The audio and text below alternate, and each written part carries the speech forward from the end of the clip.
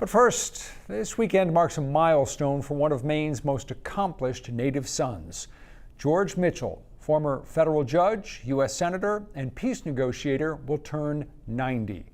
His career has changed lives in other countries and continues to change lives for young people here in Maine. 207's Don Kerrigan visited with Senator Mitchell to talk about his life and career, which Mitchell says has taken him farther than he ever imagined.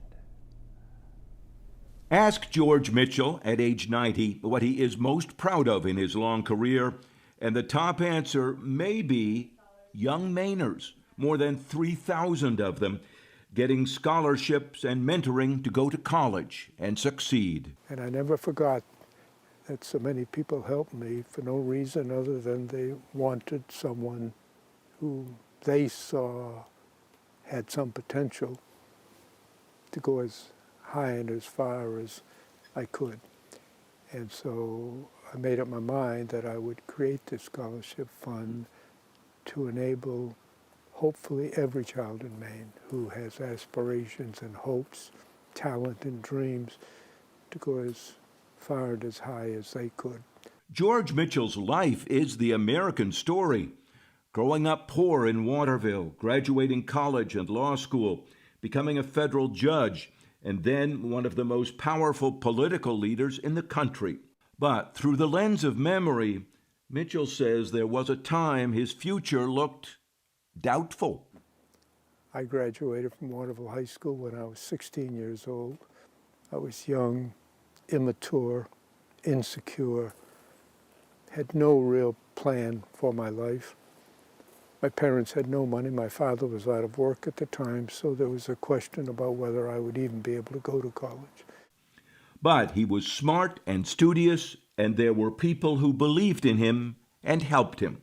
Mitchell got into Bowdoin College and graduated 4 years later with no thought of a political life. He joined the Army. And I was assigned to the Army Intelligence School for 6 months. It's like a graduate school.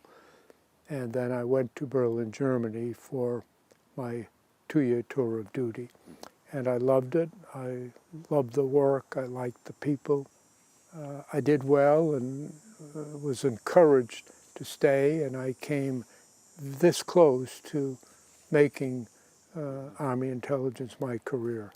Mitchell says the CIA wanted him too, but he wanted law school. So he came back to Washington, worked a day job, and went to school at night. I wanted to come back to Maine and practice law. And I wrote letters to about 15 law firms in Maine. 13 didn't answer. I got 2 replies, 2 interviews, but neither of them offered me a job. So he took a job with the U.S. Justice Department until he met and was hired by Maine Senator Ed Muskie. I truly loved and admired Senator Muskie.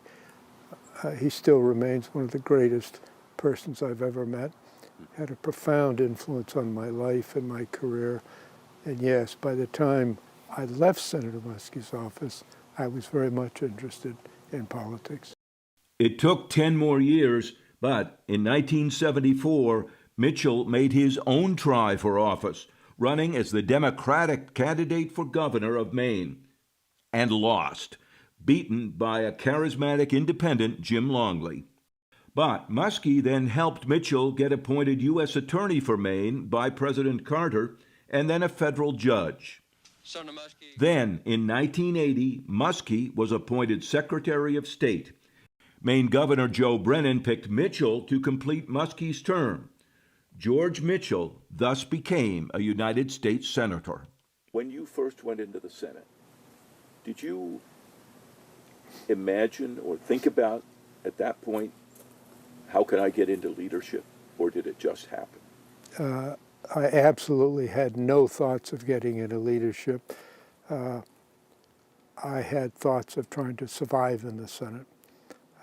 I was an appointed senator to replace one of the greatest men in Maine's history, and I did not know that I would be adequate to the task.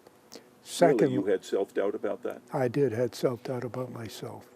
Mitchell says he got to work to prove himself But he still faced a tough Republican challenge in the 1982 election. He was considered the underdog, but says he vowed to outwork his opponents. And on election night, I tried losing, and I have tried winning, and I want to tell you winning is a hell of a lot better.